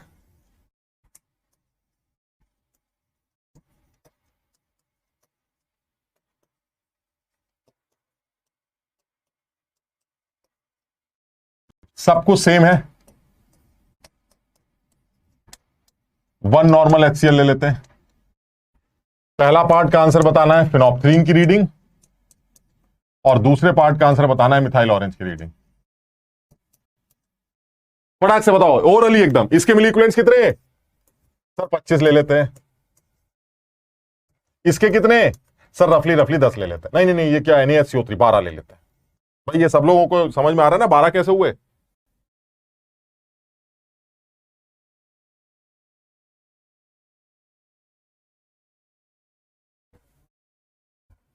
इसको 12 ले लेते हैं। इस बार 10 नहीं है, ये बाइकार्बोनेट है। 1/84 इंटू 1000, 1/84 इंटू 1000 इज रफली रफली, मैंने ऐसे ही बोल दिया 12 के आसपास। ठीक, अब आंसर बताओ क्या आएगा? जब फिनोप्थलीन चिल्लाएगा तो कब चिल्लाएगा? क्या जैसे ही फिनोप्थलीन अंदर जाएगा उसको वीकली बेसिक एनवायरनमेंट मिल जाएगा ना, क्योंकि Na2CO3 प्रेजेंट। क्या रिएक्शंस होंगी जरा जल्दी से बताओ, बड़ा अच्छा सवाल है, इन सब चीजों का ध्यान रखना पड़ेगा हमें। हमने सबसे पहले रिएक्शन लिखी, रिएक्शन क्या होंगी? रिएक्शन होगी एक तो सर Na2CO3 को निपटाया जा रहा होगा, किसमें कन्वर्ट किया जा रहा होगा? सर NaHCO3 में कन्वर्ट किया जा रहा होगा। और एक सर NaHCO3 जो बनाया आपने उसको निपटाया जा रहा होगा, किसमें? सर H2CO3 बन रहा होगा। और एक जो सर NaHCO3 पहले से प्रेजेंट है उसको भी निपटाया जा रहा होगा। ये 3 रिएक्शन चल रही। लेकिन एक चीज क्लियर कि जैसे ही बर्तन में सिर्फ NaHCO3 होगा फिनोप्थलीन कलर चेंज कर देगा। अब तुम बताओ वो कौन सा स्टेप है जहां सिर्फ NaHCO3 बचेगा, सिर्फ NaHCO3? वो ये स्टेप हो, क्योंकि Na2CO3 के खत्म होते ही बर्तन में सिर्फ कौन होगा? NaHCO3। कौन सा NaHCO3? एक वो जो बना और एक वो जो पहले से। क्लियर है ये वाली बात? इसका मतलब ये हुआ जो कंजम्पशन होगा HCl का इन केस ऑफ फिनोप्थलीन इंडिकेटर वो सिर्फ Na2CO3 के साथ होगा, क्योंकि NaOH तो आज है ही नहीं। और Na2CO3 के मिलिक्यूलेंट्स कितने हैं? 25। अरे यार ये क्या लिख दिया मैंने? अरे भाई ये 10 है। ओहो, दिमाग काम नहीं कर रहा है, इसको सही करो भाई। ये 10 है यार, Na2CO3 ना, तो ये 10 मिलीक्यूलेंट्स। तो यानी Na2CO3 का सिर्फ कंजम्पशन होगा, तो यानी in case of phenolphthalein milliequivalents of HCl will be equal to milliequivalents of Na2CO3। Na2CO3 के मिलीक्यूलेंट्स 10 है तो HCl की भी 10 होंगे, नॉर्मेलिटी 1 है तो वॉल्यूम 10 ml। यानी पहले पार्ट का आंसर 10 ml। शाबाश। अरे भाई 25 कहां से आ रहा है? वो मैंने गलत लिख दिया था, सॉरी, वो मैंने गलत लिख दिया था एक्चुअली, वो मैं NaOH समझ गया था, वो Na2CO3, दैट विल बी 10। ठीक, सेकंड पार्ट का आंसर लिखते हैं। सेकंड पार्ट में क्या होगा? एक तो ये खर्चा होगा, मिथाइल ऑरेंज के केस में क्या होगा? जब सिर्फ H2CO3 हो। और सिर्फ H2CO3 कब होगा? जब सारा Na2CO3 निपट जाएगा, जब सारा NaHCO3 जो बना है वो निपट जाएगा, और जो पहले से प्रेजेंट है वो निपट जाएगा। क्लियर है ये वाली बात? इसका मतलब ये हुआ इसके खर्चा Na2CO3 का 10, इससे बना NaHCO3 10, और जो पहले से प्रेजेंट है 12। ये आपका आ गया कितना? 32 ml। ये आंसर आ गया। यानी मेरा मिथाइल ऑरेंज का आंसर 32 ml आएगा, और इन case of phenolphthalein the consumption of HCl will be 10 ml। सब लोगों को ये क्लियर है? 10 and 32, 34 नहीं बेटा 32। यार 34 उन लोगों का आता है जो 12 को डबल कर देते हैं। मैं थक गया ये बता बता के यार, 12 को क्यों डबल करते हो? जो NaHCO3 ये वाला NaHCO3 है वो ऊपर से आ रहा है। लॉ ऑफ इक्विवेलेंस के अकॉर्डिंगली जितने मेरे होंगे उतने ही आपके बनेंगे। यानी अगर मेरे 10 हैं तो आपके भी 10 होंगे, आपके 12 हैं क्योंकि आप पहले से प्रेजेंट हैं। ये बात, इतनी सी बात समझ नहीं पा रहे हो? 34 आंसर क्यों बता रहे हो? 10 32, शाबाश, 10 and 32, वेरी गुड, बहुत बढ़िया, बहुत सारे बच्चों को समझ में आ रही है वाली बात, बहुत सही। 34 नहीं होगा, ध्यान रखना, ये बहुत कॉमन सी गलती है जो बच्चे करते हैं, वो बाइकार्बोनेट को डबल कर देते हैं। बाइकार्बोनेट को डबल नहीं करना है, एक Na2CO3 से जो बन रहा है वो तो Na2CO3 के बराबर होगा ना, 10, लॉ ऑफ इक्विवेलेंस, तो वो तो 10 ही रहेगा, और एक जो पहले से प्रेजेंट है वो 12 है, तो 10 और 12, 12 12 नहीं, 10 और 12 होगा। तो शाबाश। Very good. चलो मेरी तसल्ली के लिए बस एक इसी के अंदर एक सवाल और बना लेता हूं, सिर्फ मैं अपनी तसल्ली कर रहा हूं इसमें।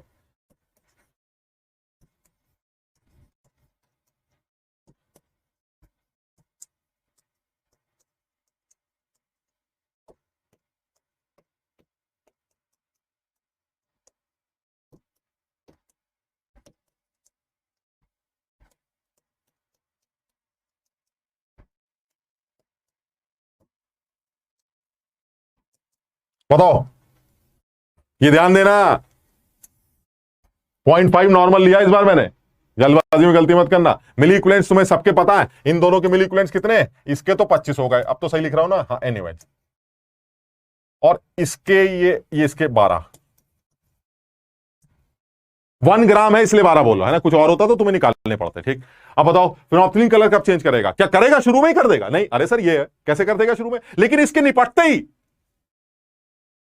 कौन सा माहौल मिलेगा बताओ? क्या रिएक्शन हो रही है इस बर्तन में? इस बर्तन में सर सिर्फ 2 रिएक्शन हो रही हैं। एक तो NaOH को निपटाया जा रहा है,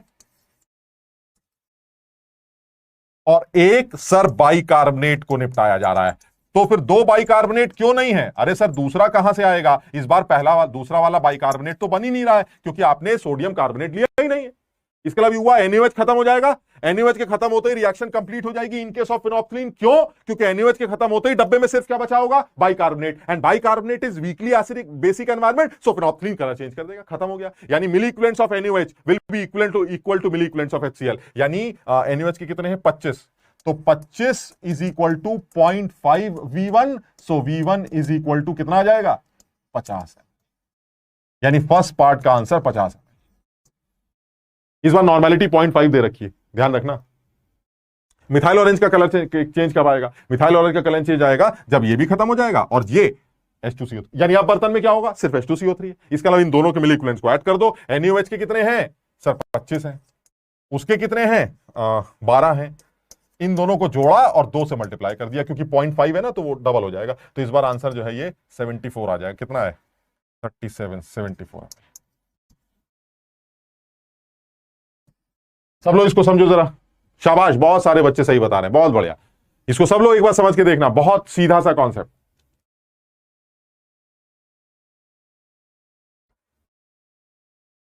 वो कैसे भी कर लेगा अब सवाल, बस थोड़ा सा बेवकूफ बनाने के लिए। कभी HCl की जगह H2SO4 डाल देगा, H2SO4 डालेगा, तुम्हें नॉर्मेलिटी से मतलब है, जो भी डालेगा डाल ले, उसमें क्या फर्क पड़ता है। क्लियर है? शाबाश, वेरी गुड, बहुत बढ़िया। सब लोगों को यहां तक समझ में आ गया? सब लोग आंसर बता रहे हैं 74, 50, बिल्कुल सही है, बिल्कुल सही है। ठीक,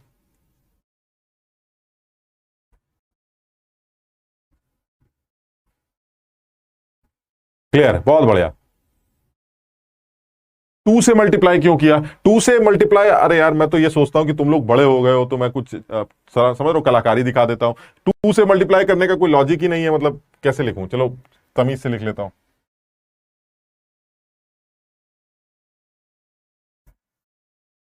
2 से मल्टीप्लाई नहीं कर रहे,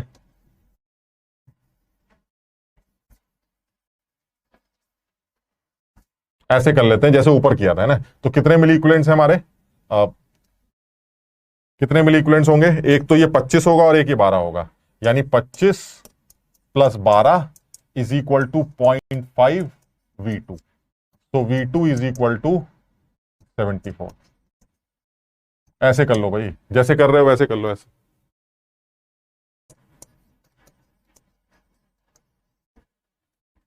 ये हो गया आपका फिनोल्फथालीन वाला कैलकुलेशन, और ये हो गया आपका मिथाइल ऑरेंज वाला कैलकुलेशन। अब समझ में आ गया 2 से मल्टीप्लाई क्यों किया? शाबाश।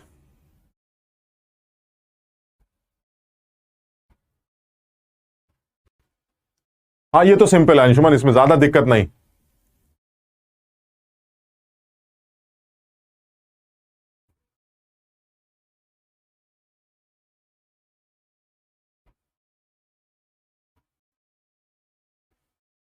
ठीक है, वेरी गुड। अच्छा अब आगे बढ़ते हैं, जरा सा और आगे बढ़ते हैं।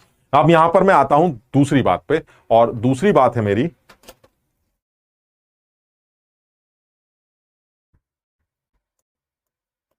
Percentage labelling of oleum. बिल्कुल एकदम अलग सा टॉपिक, मतलब इसका इस चैप्टर से कोई लेना देना नहीं है, एकदम बिल्कुल अलग सा एक टॉपिक। ठीक, आप क्या है ये टॉपिक, क्या कहना चाह रहे हैं? कह रहे हैं कि भाई ऐसा है, अगर आप बाजार में ओलियम लेने जाएं, oleum is fuming H2SO4, fuming H2SO4, that is H2S2O7 लिखा जाता है, लेकिन actually this is H2SO4 plus SO3। यानी जो ओलियम का सैंपल है उसमें H2SO4 भी होता है और उसमें फ्री SO3 भी होती है, जिसको आप मिलाकर H2S2O7 बोलते हैं। दिस इज फ्यूमिंग H2SO4, जिसको आप ओलियम कहते हैं। तो मैंने कहा चलिए ठीक है, आपके पास एक ओलियम का सैंपल है, आप बाजार में ओलियम लेने गए। आप बाजार में जब ओलियम लेने गए तो ये आपका ओलियम का सैंपल था। उस सैंपल की ऊपर एक लेबल चिपका हुआ था, ऐसे एक लेबल चिपका रखा था, और उसके ऊपर लिखा था ऐसे ही कुछ करके कि 109%। ऐसे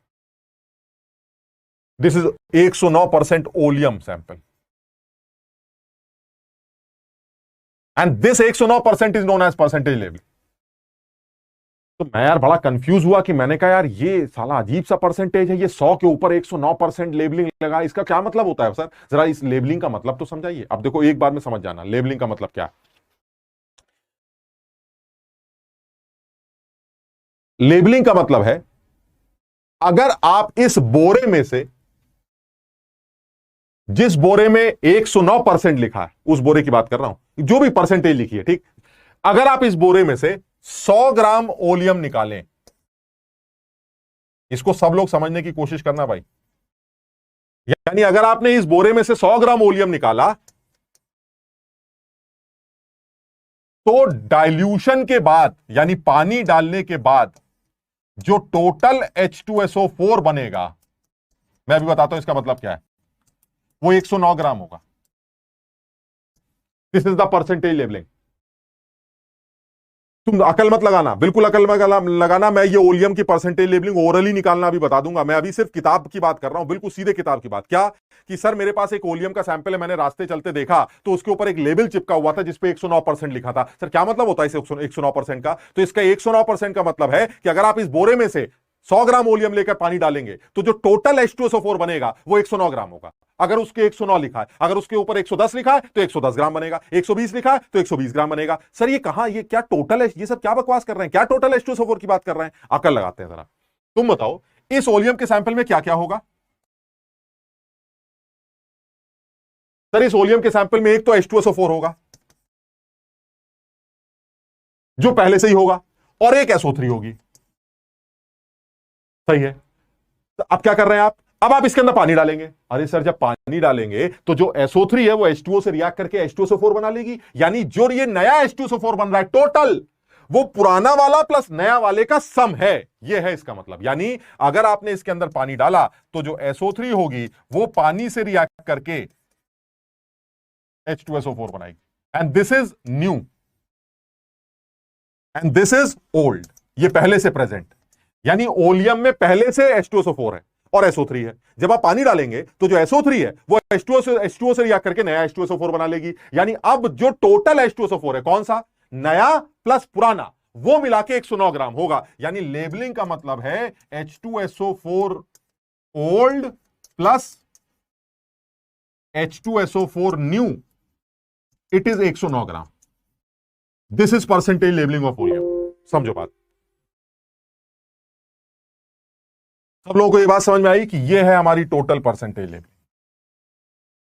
अभी तुम दिमाग मत लगाना, बड़ी सीधी सीधी बात कर रहे हैं, इसमें कोई मैथ्स नहीं लगाई, अभी कोई सवाल की बात नहीं कर रहे हैं। अभी सिर्फ ओलियम की परसेंटेज लेबलिंग को समझने की कोशिश कर रहे हैं। यानी परसेंटेज लेबलिंग का मतलब यह है, सर डिवाइड और मल्टीप्लाई है 109 आउट ऑफ 100 नहीं, क्या है ये?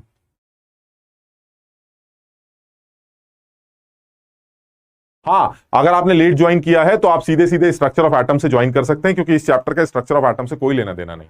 ठीक, यानी यहां पर करना क्या है कि मेरे पास एक ओलियम का सैंपल है, उस ओलियम के सैंपल पर कुछ चिपका हुआ है जिसको आप लेबलिंग कहते हैं। इस लेबलिंग का क्या सिग्निफिकेंस है कि सर जब आप ओलियम के सैंपल पर एक लेबल चिपकाते हैं और उस पर 109% लिख देते हैं, तो इसका यह मतलब है कि अगर आप इस सैंपल के 100 ग्राम को डाइल्यूट करें तो आपको टोटल H2SO4 109 ग्राम मिलेगा। यह इसका मतलब होता है। बताओ यहां तक क्लियर है?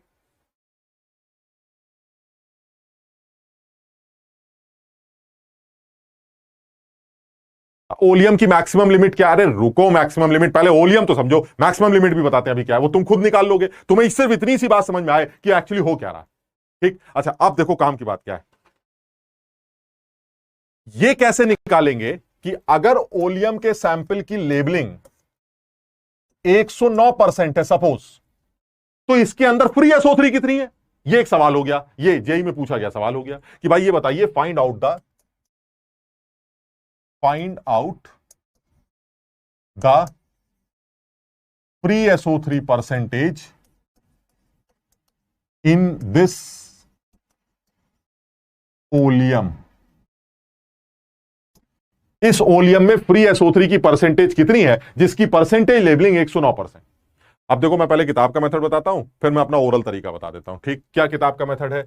आपकी परसेंटेज लेबलिंग 109 है, इसका क्या मतलब है? इसका यह मतलब है कि अगर मैं आपका 100 ग्राम निकालूं और इस 100 ग्राम में पानी मारूं तो जो टोटल H2SO4 बनेगा वो 109 ग्राम बनेगा। यही इसका मतलब होता है। अच्छा, अब जरा इसमें मैथ्स लगाते हैं। कैसे? सर ये बताइए, इस एक 100 ग्राम में, ये जो आपने 100 ग्राम निकाला है, इस 100 ग्राम में दो लोग होंगे, एक फ्री SO3 होगी, इसको x ग्राम मान लेते हैं, और एक पहले से प्रेजेंट H2SO4 होगा जो 100 माइनस x ग्राम होगा। पता नहीं किताब वाले इतनी बदतमीजी क्यों करते हैं। यहां तक क्लियर है? अच्छा, अब तुमने पानी डाला, जब तुम पानी डालोगे तो नया H2SO4 बनेगा, नया H2SO4 SO3 बनाएगी, और हमने मोल कौन से पढ़ रखा है? ये मेरी बैलेंस इक्वेशन है, H2O plus SO3, this is H2SO4। बताओ क्या कहती है SO3? अगर मेरा 1 मोल लाओगे तो मैं 1 मोल H2SO4 बनाऊंगी। क्लियर है? मेरे आप x ग्राम लेके आए, अगर आप मेरे x ग्राम लेके आए हैं तो मैं कितने मोल H2SO4 के बनाऊंगी? x ग्राम का मतलब है x by 80 mole, SO3 is 80, यानी एक मोल से अगर एक मोल बनता है तो x बाई 80 से कितने मोल बनेंगे H2SO4 के? x बाई 80 मोल बनेंगे। और x बाई 80 मोल का वेट कितना होगा? सर x बाई 80 इंटू 98 होगा। मुझे ये सब समझाने की जरूरत नहीं लगती, इतना तुम्हें पता होना चाहिए। यानी अगर SO3 का x ग्राम लोगे तो जो H2SO4 बनेगा वो x बाई 80 इंटू 98 ग्राम बनेगा। ये वो H2SO4 है जो नया बन रहा है, और ये वो H2SO4 है जो पहले से प्रेजेंट है। इसका मतलब ये हुआ टोटल H2SO4 कितना होगा?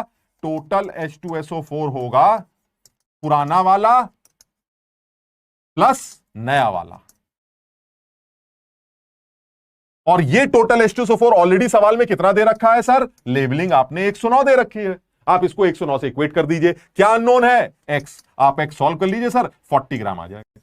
इसका मतलब ये हुआ 100 ग्राम के सैंपल में 40 ग्राम SO3 है, तो the percentage of SO3 will be 40%।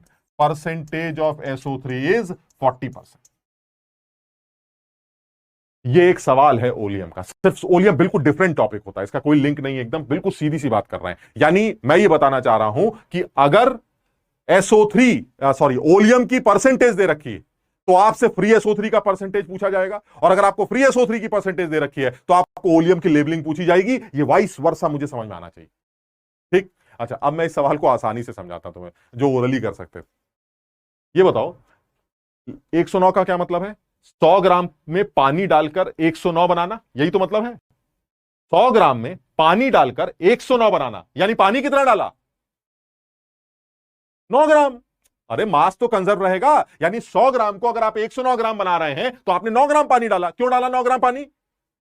Sir क्योंकि SO3 से रिएक्शन करानी थी। इक्वेशन क्या कहती है? जितने मेरे मोल होंगे उतने तुम्हारे मोल होंगे। 1 मोल मेरे, 1 मोल तुम्हारे। 9 ग्राम के कितने मोल? पानी के आधा मोल। तो फिर SO3 के भी कितने मोल होंगे? आधा मोल। आधे मोल SO3 का मतलब 40 ग्राम। आ गया परसेंटेज 40। इतना क्या दिमाग लगाना था? कुछ समझे? कुछ समझे इस बात को? इसको जरा समझने की कोशिश करो। पहले तो ये सीधा सा कॉन्सेप्ट क्या है कि आपने H2SO4 का 100 ग्राम लिया ओलियम का, उसमें 100 ग्राम में से x ग्राम SO3 है और 100 माइनस x H2SO4 है। फिर आपने पानी डाला। पानी क्यों डाला? क्योंकि आप SO3 को H2SO4 में कन्वर्ट करना चाहते हैं। तो SO3 अगर x ग्राम है तो कितना H2SO4 बनाएगी? सर इतना H2SO4 बनाएगी। ये न्यू है और ये H2SO4 मेरा ओल्ड है, ये वाला। दोनों को जोड़ूंगा तो टोटल H2SO4 आ जाएगा, that is 109। That is labelling. यही परसेंटेज लेबलिंग का मतलब। ठीक, आंसर इज 40। इस सवाल को ऐसे ना करके आप ओरली करना सीख लेते हैं। कैसे सीखेंगे बताओ जरा। सर 100 ग्राम में पानी डाल के 109 बनाया आपने, तो पानी 9 ग्राम डाला। 9 ग्राम पानी का मतलब सर आधे मोल पानी। आधा मोल पानी मतलब कितनी SO3 से रिएक्ट करेगा आधा मोल? सर बैलेंस इक्वेशन मेरे सामने है। आधा मोल पानी आधे मोल SO3 से रिएक्ट करेगा और आधा मोल SO3 का वेट 40 होता है, क्योंकि मॉलिक्यूलर वेट 80 होता है, तो आधा मोल 40 होगा। आ गया 40%। इतनी क्या दिमाग लगा रहे हैं आप? ये सब क्या बकवास एक्स सॉल्व कर रहे हैं? कुछ नहीं करना सर, बहुत आसान। अब उल्टा करते हैं। अगर फ्री SO3 की परसेंटेज 40 है तो लेबलिंग क्या होगी? सोचो, अगर फ्री SO3 40 है तो इसका मतलब आधा मोल, तो फिर पानी भी कितना जाएगा? आधा मोल। यानी 100 में आधा मोल पानी जोड़ोगे तो कितना? 109 ग्राम। आ गया परसेंटेज 109%।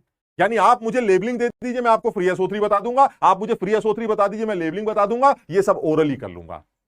अच्छा, अब आती है इस ओलियम की लिमिट्स क्या क्या है, कहां से लेके कहां तक ओलियम की परसेंटेज हो सकती।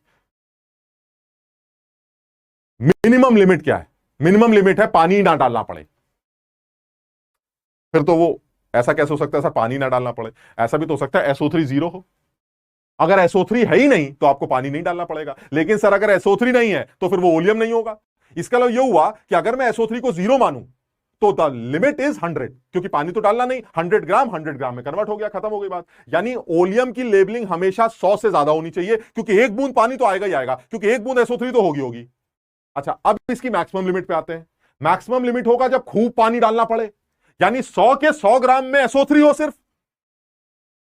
लेकिन 100 के 100 ग्राम में अगर SO3 है तो भी वो ओलियम नहीं होगा। तो फिर एक्सट्रीम लिमिट कैसे निकालेंगे? सर 100 SO3 मान लेते हैं। अगर आपने 100 SO3 माना तो बताइए उसकी लेबलिंग क्या होगी।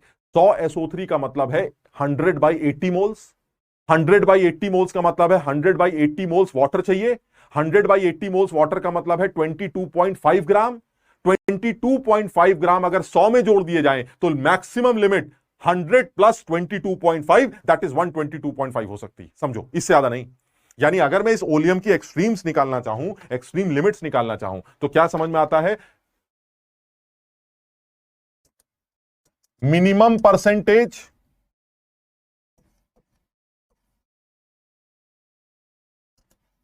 लेबलिंग। मिनिमम परसेंटेज लेबलिंग के लिए 0 ग्राम SO3 मानना चाहिए। क्यों 0 ग्राम SO3 मानना चाहिए? क्योंकि आपको पानी ना डालना पड़े, ताकि जितना SO3 है, जितना ओलियम है, वो सारा का सारा आपका ओलियम की परसेंटेज बन जाए। यानी मिनिमम लेबलिंग निकालनी है तो पानी नहीं डालना है। पानी नहीं डालना है तो SO3 0 होनी चाहिए। लेकिन 0 SO3 हुई तो फिर वो ओलियम नहीं होगा। तो मैं एंड्स निकाल लेता हूं, समझ लो। एक बार SO3 को 0 मान लूंगा और एक बार SO3 को 100 मान लूंगा। 0 मानने से ओलियम की लेबलिंग आएगी कितनी? 100%, क्योंकि पानी तो डालना नहीं है। 100 ग्राम में कन्वर्ट हो गया तो लेबलिंग आ गई 100। अच्छा, अब मैक्सिमम लेबलिंग की बात करते हैं।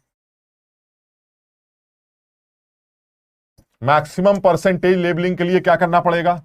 खूब सारा पानी डालना पड़ेगा। खूब सारा पानी डालने के लिए 100 ग्राम के अंदर 100 ग्राम SO3 माननी पड़ेगी। अब अगर 100 ग्राम SO3 है तो कितने मोल हो गए? 100/80। तो पानी के भी कितने मोल डालने पड़ेंगे? 100/80। तो पानी का वेट कितना आ जाएगा? इतना पानी डालना पड़ेगा। यानी 100 ग्राम SO3 को पूरा का पूरा H2SO4 में कन्वर्ट करने के लिए आपको 22.5 पानी डालना पड़ेगा। यानी 100 ग्राम का सैंपल था, आपने पानी डाला 22, तो परसेंटेज लेबलिंग कितनी हो गई? मैक्सिमम परसेंटेज लेबलिंग हो गई 100 प्लस।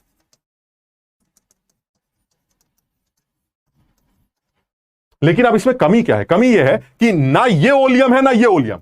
इसलिए आंसर क्या लिखना चाहिए? आंसर लिखना चाहिए लेबलिंग जो है हमारी वो ग्रेटर देन 100% होनी चाहिए एंड लेस देन 122.5 होना चाहिए। ये लिमिट्स होनी चाहिए मेरी।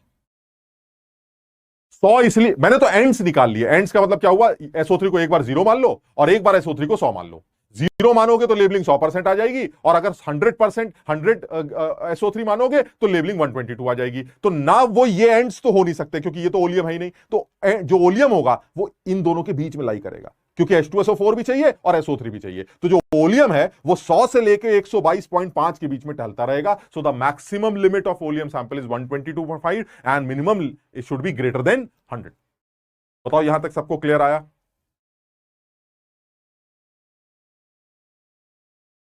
संकल्प इसमें तो कुछ है ही नहीं।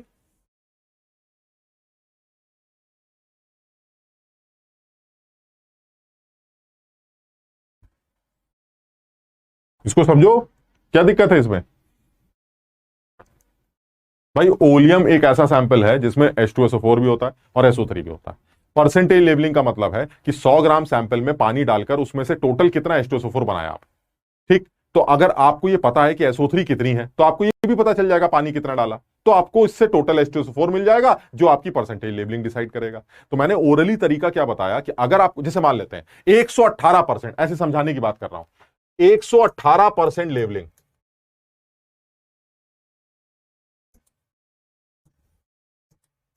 Find out percentage of free SO3। कितना बढ़िया जेई का सवाल हो गया।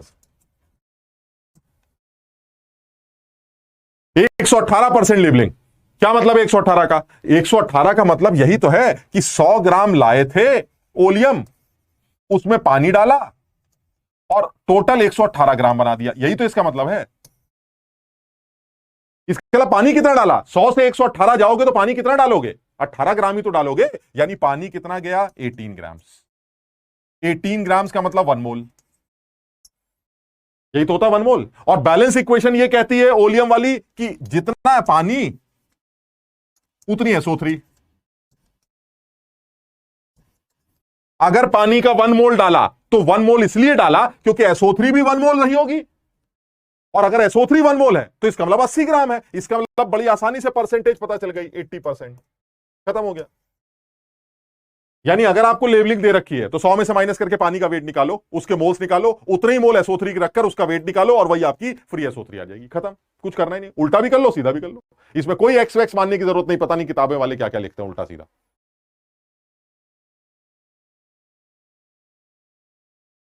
शाबाश, बिल्कुल सीधा एकदम, कुछ दिमाग नहीं लगाना। उल्टा होता कि सर फ्री SO3 80 दे रखी है, बताइए लेवलिंग क्या होगी? अगर फ्री SO3 80% है तो इसका मतलब ये हुआ कि 80 ग्राम SO3।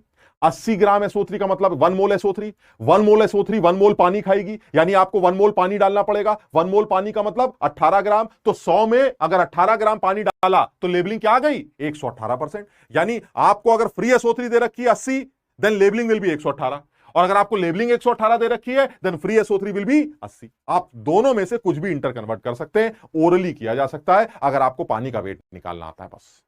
क्लियर है ये? शाबाश।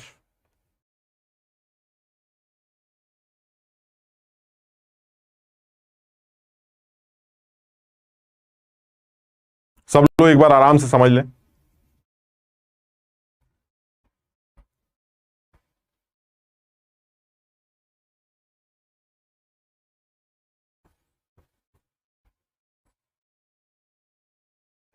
ठीक, वेरी गुड। अच्छा, अब मैं एक चीज और बताऊं। हम एटॉमिक स्ट्रक्चर स्टार्ट करेंगे। एटॉमिक स्ट्रक्चर में जो शुरू की चीजें हैं वो मैं तुम्हें डीपीपी में या तो सवाल दूंगा या फिर वो तुम्हें पढ़नी है। क्या है शुरू की चीजें? सर वो कैथोड रे एक्सपेरिमेंट है, एनोड रे एक्सपेरिमेंट है, जिसपे जेई वगैरह में सवाल तो नहीं आते, लेकिन कम से कम तुम एनसीईआरटी की बुक से एक बार आराम से रात में बैठ के 15 मिनट के लिए वो टॉपिक पढ़ लेना। कैथोड रे एक्सपेरिमेंट, एनोड रे एक्सपेरिमेंट, वो जो शुरू में दे रखे हैं, ठीक है ना। हम सीधे सीधे प्रॉपर्टीज ऑफ चार्ज से स्टार्ट करें। तो वो कैथोड रे एक्सपेरिमेंट, एनोड रे एक्सपेरिमेंट तुम पढ़ लेना, उसके ऊपर एक आध डीपीपी में सवाल डाल देंगे ताकि उसका रिवीजन हो जाए। अदरवाइज जो मेन पोर्शन स्टार्ट होता है इस एटॉमिक स्ट्रक्चर का वो है प्रॉपर्टीज ऑफ चार्ज। उसके बाद closest distance of approach calculate करेंगे और फिर वो बोर मॉडल और प्लैंक्स क्वांटम थ्योरी करेंगे। समझ में आया यहां तक सबके? तो आज इतना ही करते हैं, फिर अगली क्लास में फिर मुलाकात करते हैं। तो सब लोग इसको अच्छी तरह से पढ़ डालो, अच्छी तरह से रिवाइज कर डालो, ये पूरा चैप्टर एक बार रिवाइज कर डालो। और मैं इसीलिए कोशिश भी कर रहा हूं कि जल्दी से ये एटॉमिक स्ट्रक्चर का मेन पोर्शन कवर करें, ताकि तुम्हें अब पढ़ने का टाइम ज्यादा मिल जाए, बिकॉज अब तुम्हारे पास ये करने का बहुत सारा सामान, और ये चैप्टर तो सीखा भी सिर्फ प्रैक्टिस से ही जा सकता है। तो इसके लिए खूब प्रैक्टिस करनी पड़ेगी। इसीलिए आप बीच में इनऑर्गेनिक के 2-3 चैप्टर, 1-2 चैप्टर डाल देंगे ताकि तुम्हें थोड़ा सा प्रैक्टिस करने का टाइम मिल जाए। अदरवाइज अगर ये न्यूमेरिकल चलते रहे तो तुम खत्म हो जाओ। तो इसलिए आप जल्दी से एटॉमिक स्ट्रक्चर का एक पोर्शन कवर करके हम इनऑर्गेनिक केमिस्ट्री स्टार्ट करेंगे सब लोग। और इनऑर्गेनिक केमिस्ट्री में क्योंकि बहुत ज्यादा सवाल तो रहेंगे नहीं, तो आपको कम से कम क्वेश्चंस करने का टाइम मिलता रहे। क्लियर है ये वाली बात? तो चलो फिर आज इतना ही करते हैं, कल फिर मुलाकात होगी। Thank you, bye bye.